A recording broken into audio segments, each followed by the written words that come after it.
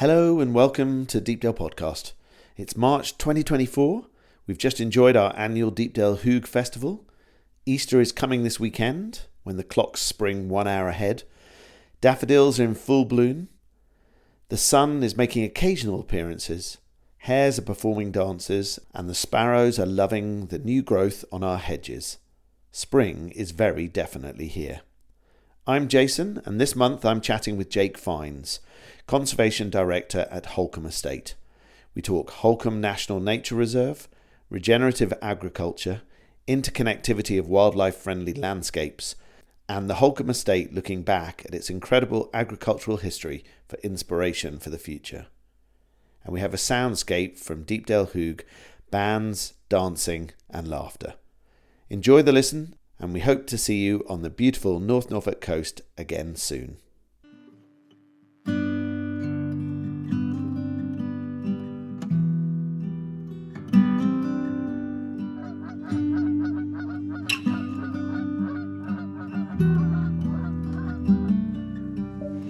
Skies all open wide, geese go high and over.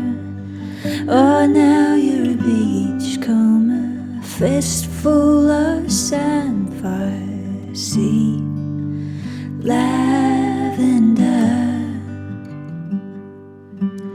see you next year.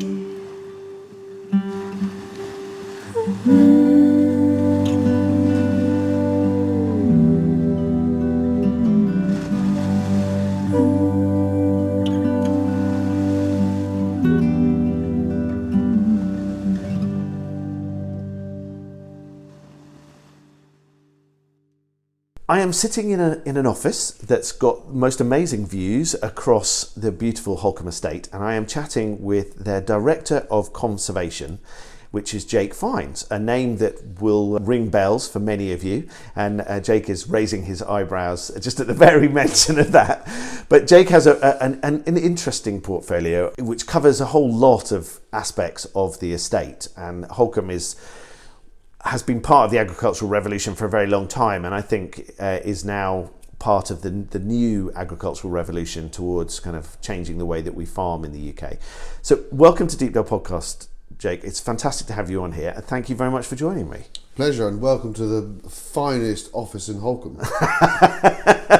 And the view is the National Nature Reserve, and in the winter, skeins of geese fly past my window, and in the summer, displaying lapwings and calling curlew. So it's a very pleasure to welcome you here. It is absolutely lovely. It is really lovely, and your role covers all sorts of things, but the National Nature Reserve is very much at the heart of that, isn't it? So my primary responsibility is the Nature Reserve. Other responsibilities are game, forestry, and also challenging the farms to make more space for nature. Yep. Whether that's the home farm, but also the tenanted farms, and also working beyond the boundaries of Holkham Estate and trying to influence government policy. Keeps you entertained. I have long days and short weekends. How did you end up coming to Holkham? Because you've been here for a good few years now. So I arrived on the 1st of November 2018. Was the start date, so that's a little over 5.5 years. I'm not a Norfolk blow-in, but I'm a North Norfolk blow-in. So prior to that, I'd spent 24 years working in South Norfolk, managing 5,500 acres just south of Norwich. And so I was approached by Lord Leicester, who rang me up as I was travelling to the NFU's headquarters in Stoneleigh, saying would I be interested in a position that he was looking to create at Holkham. And it's a pretty special position, actually. I'm very honoured to look after hugely important national but also an international asset of the Holkham National Nature Reserve, and overseeing the management of that. But also, as you referred to in your introduction, the history of Holkham. The history of Holkham of sustainable land management, food production, attention to care of natural capital, working within its farms but also its tenants, and the importance of people and landscape. So I do have a very special job, and I'm very privileged to be able to be a custodian for this amazing landscape for a period. How big is the whole estate and how big is the nature reserve? So let's talk old money, because that's easier for a lot of people. So Holkham Estate is about 25,000 acres, and the Holkham National Nature Reserve, owned by Holkham, this is where it's slightly complex. So the National Nature Reserve, which has been declared a National Nature Reserve since 1967, is in its total area is just under 10,000 acres. Wow. Yeah. Everything above the mean high water mark is owned by Holkham, and that's about half of it. The rest of it is owned by the Crown Estate and managed by Natural England, and that's the sandy bit that spends 12 hours of the day underwater. Yep. So sand dunes, pine woods, freshwater marsh, saltwater marsh is owned and managed by Holkham, and that occurred. Holkham took over full management of that area in 2017 when it got Section 35 approved body status. That is effectively unconditional consent from Natural England to manage the SSSI. That's a significant part of my role. Forestry, we have 1,000 hectares or 2,500 acres of woodland. Yeah. Most of that surrounding Holkham Hall within the park, but also the pine woods, which there's nearly 300 acres of pine woods, which is the iconic landscape of the North Norfolk Coast, a feature that everyone recognises.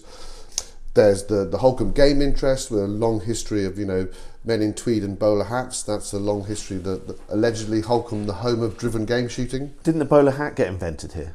Interesting story where allegedly it was called the Cook hat, but it was Mr. Bowler that made it, so he got the credit. The bowler hat or the Cook hat, and it was like a safety hat, wasn't it? For in Holkham theory, doing it 200 years ago. Holkham was doing health and safety at a whole different level. Well, in the theory that it stopped a bit, poacher smacking on the back of the head because of the brim and that was sort of stuff. The general idea. So the history of game, the importance of woodland and a designed landscape and how you maintain that landscape, the nature reserve and the millions of people that visit the nature reserve, but also the nature within it and how we balance that. Working with the farm teams, and we're in a huge transition within agriculture where farmers, whether they're owner occupiers or tenants, are now the way we're supporting farm businesses has changed. As opposed to having incomes for just occupying land, there's now an expectation that farmers will deliver public services and government will reward them when they deliver those services. And we're sort of halfway through that transition. So that, I think, was another key reason for the creation of my role, is to see how I could assist Holkham in navigating that. That has been anything but straightforward. Yeah. We've had something called Brexit. We've had something called COVID. We've then had the war in Ukraine, which had a huge impact on commodity prices and volatility. We have something called climate change, Sid bubbling away in the background. So it hasn't been straightforward, but we're navigating it, and we're trying to do what we consider the best for the land. We are, all of us, whether we're the owners or the managers or the boots on the ground, we are here for a period to ensure that we maintain it and enhance it and hand it over to the next generation in a better condition than we took it on. So I'm here as a temporary caretaker to hand the baton on to someone else, and they might have a difference of opinion, but that's how land works. Yeah, absolutely.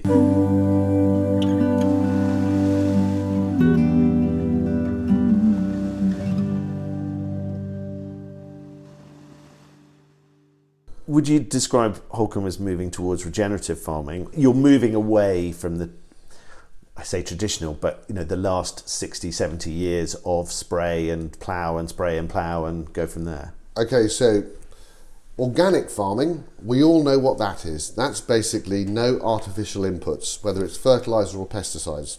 Simple, straightforward. 3% of UK agriculture is organic. It's tiny. We then have this new movement which is being called regenerative agriculture. And that's got a bit of traction, but it's relatively small. Only 3% of farms in the UK are classed as regenerative. regenerative agriculture isn't prescriptive, but it has principles. And we've seen in the intensification of agriculture through government policy, European policy, we saw the degradation of some of our natural capital assets, soil being the key one. So regenerative agriculture is a way, how can we manage and care for the land without reducing its ability to provide us with food? So sustainable agriculture. And if we then go back to the second Earl, Cook of Norfolk, and we look at the monument that sits in Holkham Park, a monument to agriculture, that monument just screams regenerative agriculture. Yeah. All of the inscriptions on each corner scream regenerative agriculture. So Holkham, I think, is looking at its past to try to deliver its future. Yeah. Regenerative agriculture still requires artificial fertilizers, although you try to reduce those because you look at nature-based solutions in providing your nutrients for your food crops through regen ag. It also has the importance of rotation. So many farms in the UK that I've seen, some of them are cereals followed by cereals in perpetuity. So that's not good for the soil. We have soil erosion through weather events. We're just coming out of the wettest winter possibly on record, and we've seen the most valued asset for food production flowing into our rivers and down our roads. So regenerative agriculture covers the soil through the year with cover crops, with back to nature-based solutions, trying to create something that just acts as a blanket, as a duvet, as the land is fallow through the winter before the crops are sown in the spring. The next principle of regenerative agriculture is try to reduce your tillage. That's not saying you might not plough, but it's trying to reduce it as much as possible. Another principle is bringing livestock in. Now, whether that be cattle or sheep, or that could be bringing in manures from elsewhere if you don't have livestock. So, coming to Holkham and seeing, and all the farmers that I meet a lot of farmers, and each farmer has a slightly different interpretation of regenerative agriculture, and that's a good thing, because the one of the key components that isn't referred to enough is the context of regenerative agriculture. So if you're a farmer in Northumberland, you're going to have a very different approach than a farmer in Norfolk. Yeah. So the Holkham's approach to regenerative agriculture is wider rotations. The farmer has an eight crop rotation. Holkham has livestock integrated into its food system. So we have the cattle that graze the nature reserve. When they're housed in the winter, the manures and the farmyard manures go back onto the fields. There's a flock of sheep that graze cover crops through the winter, so the cover cropping, there's hundreds of hectares of cover crops are applied every year at Holkham. So Holkham from my perspective, meets many of the principles of regenerative agriculture. But I could go 10 miles to the east, 15 miles to the south, and a farmer might have a different approach.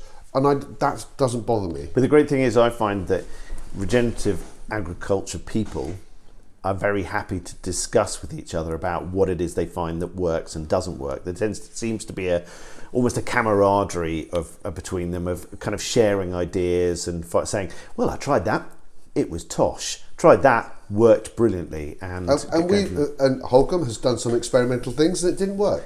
Yeah. So, we can create our own weed burdens. So we tried to find something that suits our system, suits our soil type, suits our location, our topography. There's a wonderful event that happens in Hertfordshire every year called Groundswell. Fabulous event. 6 years ago, 500 farmers. Last year, 6,500 farmers. Farmers talking to farmers about farming and food production.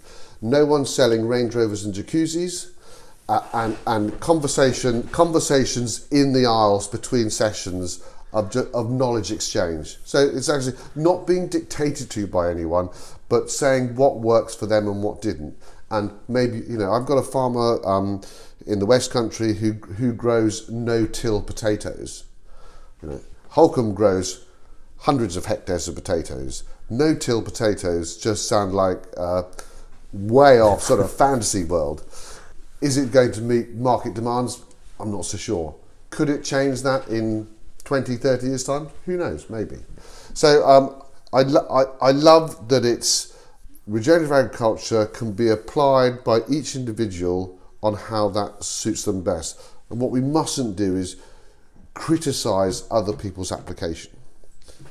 Because we're a family and we've got to work together, and all of the pressures on land use, so we talk about food production as well, but there are many other pressures on land use. So we have a significant fall in biodiversity in my lifetime. A lot of the baseline studies of birds, for instance, were taken in 1970. That's the year of my birth. Some of the biggest declines. Let's look at farmland birds. Yellowhammer, 87% decline. Lapwing, 57% decline. Grey partridge, 97% decline. These species decline has happened in my lifetime. So we also have a responsibility to address that. And with 70% of land in some sort of food production, farmers have a role to play in that. There was a report that came out in 2019 called the Lawton Review. Professor John Lawton, who wrote a review called Making Space for Nature. And it talks about, and what I find about Holkham is it talks about how we do that and how we have core areas, high value nature, Holkham National Nature Reserve. Then we have how do we join those core areas up. So we need linear routes to join each core area up. So let's say we've got Cley Wildlife Trust Reserve. We then need to ensure that we have areas to join those up. But then we need to go into the hinterland, into the farmland, and have the stepping stones to allow nature to move. And that's not saying we're going to take large tracts of land out for nature, but we need to identify where we have the areas will have greater value for nature without having impact on food production. And we can do that through crop yields. We can do areas, if we look at the chalk streams on the North Norfolk Coast, the Burn, the Stiffkey, the Hun, there are areas adjacent to those rivers that aren't suitable for producing high quality, high yielding food. They're best suited for nature. We're acutely aware of all of the states of our rivers throughout the UK. Chalk streams are a very, very rare habitat. In North Norfolk, we are blessed to have, I think, 6 chalk streams. So we have a responsibility to look after those. We are told that sewage outfall is hugely damaging to our water systems. It is, but it's trumped by agriculture. Agriculture is a bigger pollution to water through phosphates rather than sewage outflows. So agriculture so we can identify these areas where we can start to have the hotspots to allow nature to work its way through our landscapes, and then we can have the veins, so the grass margins or the field corners or the cultivated areas that abut our hedges. We have over 500,000 miles of hedgerows in the UK. That's more miles than sealed roads. So those are the veins. Our hedgerows are the veins that connect nature. So I'm of the firm belief that we can have this balance where we can produce healthy, nutritious, sustainable, environmental, economic food alongside high value nature. The frustration is that report came out in 2019. We then had the 25-year environment plan. We had Health and Harmony, another government paper. We had payment for public goods. We've just had recently the environmental improvement plan. We've talked about it a hell of a lot. Now we need to start doing something. And in this agricultural transition where nature is being valued, we had an announcement by the Secretary of State Steve Barclay in January at the Oxford Farming Conference, where we see payment rates recognising existing high value areas and also the creation of new ones. So farmers can get paid over £800 a hectare for growing flowers. I'm not for one moment suggesting that every farmer grows flowers, but where you can grow flowers well, in areas, we've lost 97% of our hay meadows, and I'm not suggesting we're going to recreate 97% of our hay meadows, but we need to strategically know where we need to put them and then value those that deliver. I'm a big fan of baselining. So before we make land use change or management change, we actually get an understanding of what we're doing, and we've done that at Holkham on one particular farm, and we've then implemented change and we've seen the effect that we've had. And when it's done, when it's targeted and thought about, you actually can make quite a big difference quite quickly. Well, we've noticed that at Deepdale, I started by looking into taking the kind of crappy corners out of the fields and realised that felt very piecemeal, and then as we started sort of working that through and adjusting, and the difference that we've made in our soil quality and the difference we've made in terms of the wildlife is just astronomical, in a very short period of time, really, and it feels amazing when you're watching that happen. It's just great. When you think about it, nature is very forgiving. Yeah. You can give it a hard time for decades, and actually you give it a bit of space to breathe, how quickly it can bounce back. Yeah. So, and this needs to, 25,000 acres, a 10,000 acre nature reserve, you think big scale, it's not sufficient. Nature doesn't work like that. Everyone needs to participate. Yeah. Some will do more than others, but actually it's that collective approach and that connectivity and that catchment area application that actually make a difference.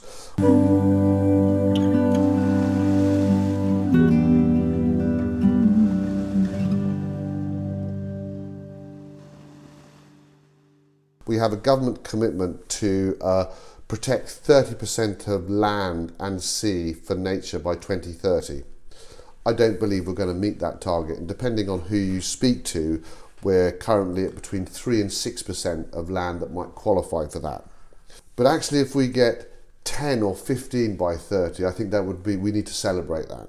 Our generation is the ones to start to put in the foundations for change, to then hand the baton on to the next generation to implement it.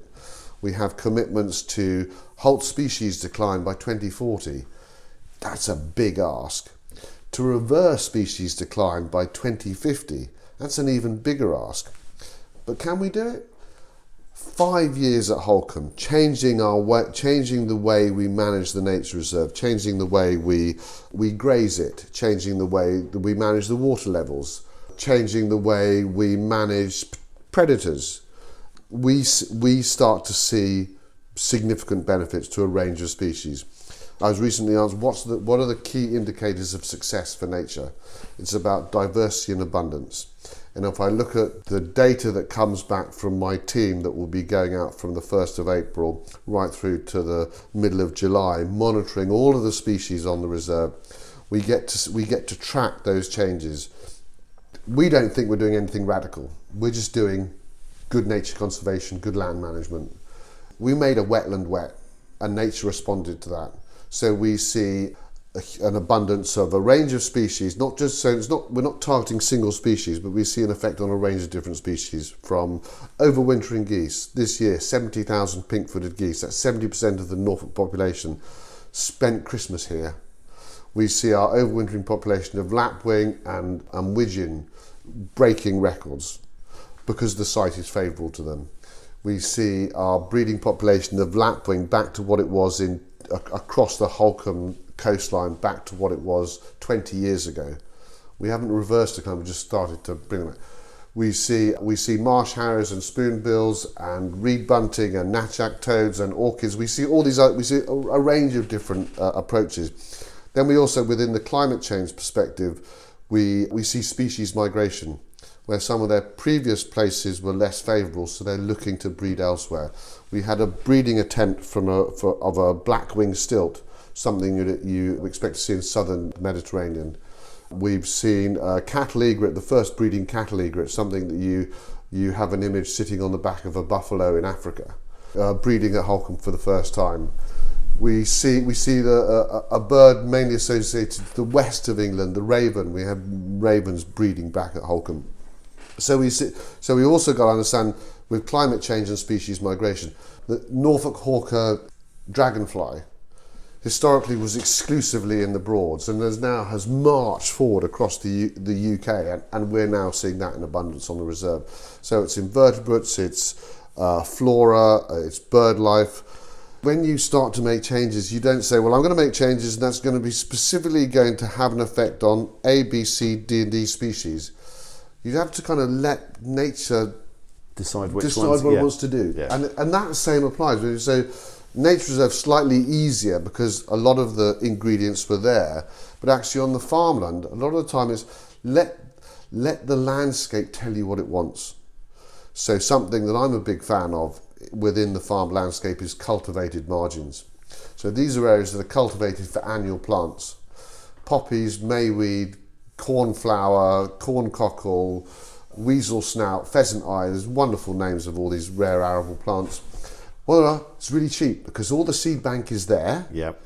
And it doesn't cost you anything. You don't have to go to a seed merchant to buy all these flowers. It's there. It's free. It's nature. Although we did get told by DEFRA when we put in our scheme that there wasn't any agricultural weed plants in Norfolk because they still hadn't read the report that FWAG had written for them 12 years previously. So it was a slightly frustrating conversation. But when seeing the beautiful flowers that came up when we started putting in the cultivated margins were just glorious. I had the same issue, and luckily the Norfolk Flora group, who go out, volunteers and go out and monitor these species, and I asked, have you got any records of rare arable plants at Holkham?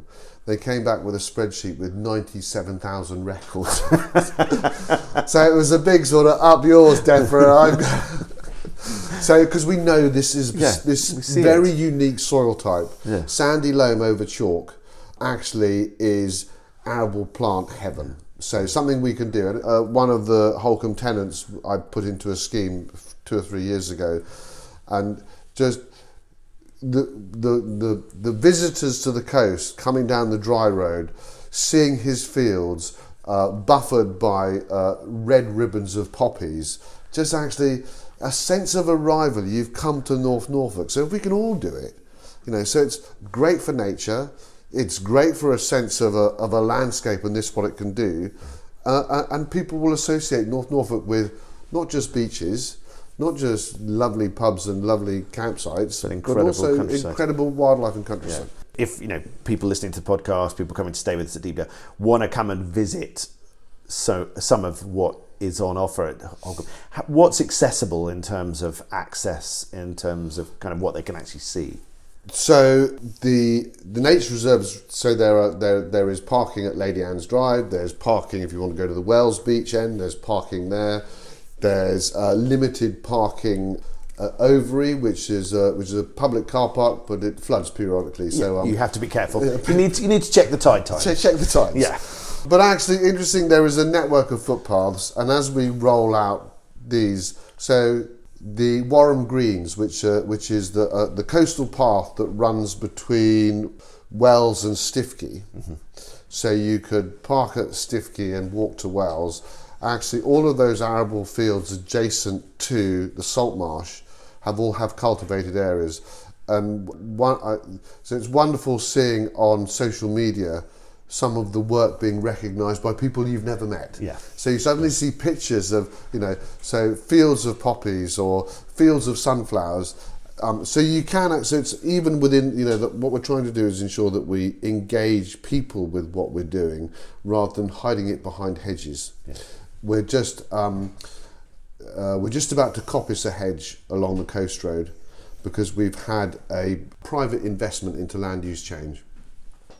So on the coast road, adjacent to the nature reserve, we've sown a field with over 50 species of flowers and grasses, and we're going to coppice the hedge specifically to let the 6.5 million people that drive along the coast road to see it. Lovely. We want them to make its way. So what's really exciting is this year is its first flowering year. So we're just going to have, when everyone couldn't see, but you'll also see the wetland and the pines, and you'll have a view that people didn't have before. So which road is that? So if people are saying, well, how do we see this? Which That's road? On between Deepdale and Holkham Village. Yep. It's on the left, just as you hit the wall. Yep. So the Holkham wall. So you will Preferably don't hit the wall while looking at the beautiful field. Yeah, we need to put a go slow sign, flowers. Yeah. Look left, but be aware of the wall and oncoming traffic. Yeah. So we are. So it's very important from my perspective to make it very visible and for people to see the changes.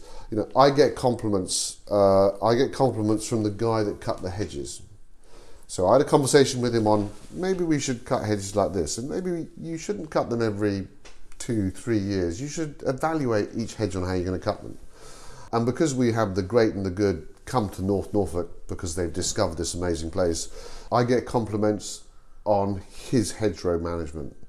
And each time I forward that on to him to say, you created this and everyone's recognising what you're doing. So hopefully others have seen the landscape change. You know, I've been here for a little over 5 years. I'd never come to Holkham before I came to Holkham. So I don't really know what it was like before.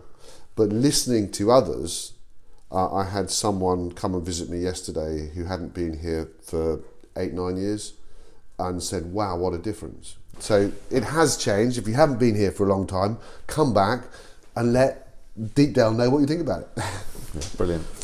Well, thank you so much for coming onto the podcast. It's lovely to talk to you. I've been to Groundswell, a couple of times, and there's just the excitement between farmers and the camaraderie between farmers about a change and a difference, and nature being a big part of that. It's just wonderful to be. So, you know, even if you're not a farmer, go along to the Groundswell because you'll just be massively impressed by the wonderful things you can learn about bees and creepy crawlies and fungi. And the first night at Groundswell, Andy Cato, who is Groove Armada, does a DJ session.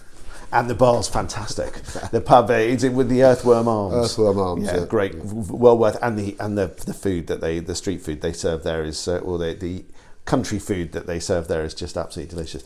But no, thank you so much, and it is wonderful watching the kind of the changes, and it's really nice having Holkham as a neighbour, and not so that we don't feel like we're kind of out on a limb with what we've been doing at Deepdale. It's been great to know that, you know, we've got neighbours who are all doing similar things, with Wild Ken Hin on one side and now Sandringham changing as well, and you know, and here and stuff, and it's just, you feel part of a community that isn't insane, whereas, you know, at times we did wonder whether we were doing something very abnormal.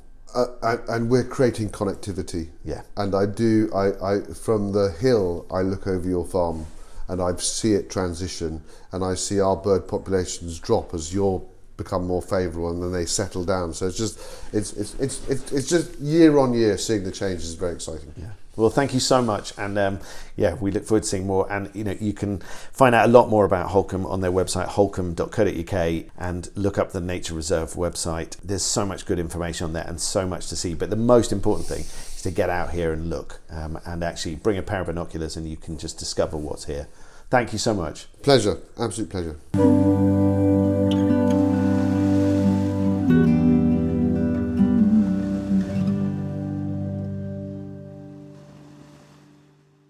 Thank you for listening to the Deepdale podcast. Lovely to have your ears. We produce this podcast to hear from inspirational people, those in the know about this beautiful part of the world, those who create both artisans and musicians, and other interesting people we enjoy chatting to about North Norfolk. You can listen back to previous episodes by searching Deepdale Podcast in any good podcast directory or app. And we'd love you to leave feedback, hopefully positive, and tell your friends and family about this little slice of North Norfolk life. We leave you with a soundscape from Deepdale Hygge, our annual celebration of the beautiful North Norfolk Coast, which took place last weekend. You'll hear laughter and dancing at our Friday barn dance with Whirligig Ceilidh Band, snippets from sets by Wendsum, False Colours, Paulusma and Kitewing. All of us singing happy birthday to our amazing sound man and all-round electrical whiz Tim, and lastly, laughter from Tony's Laughter Workshops. Enjoy.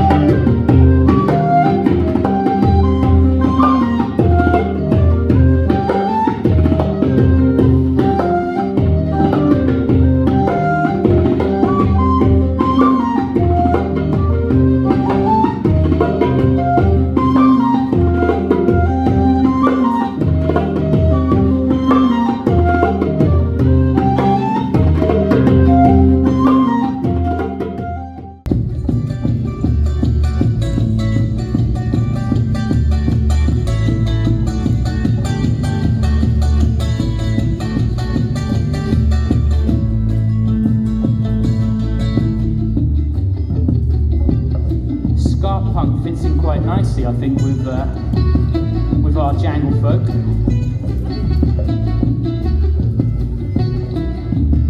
Sitting there with egg on your face.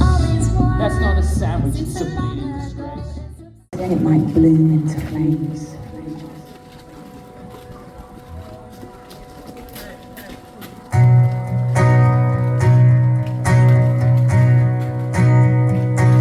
Pass me the matches, help me set it on fire. This paper cathedral, made of words and of wire.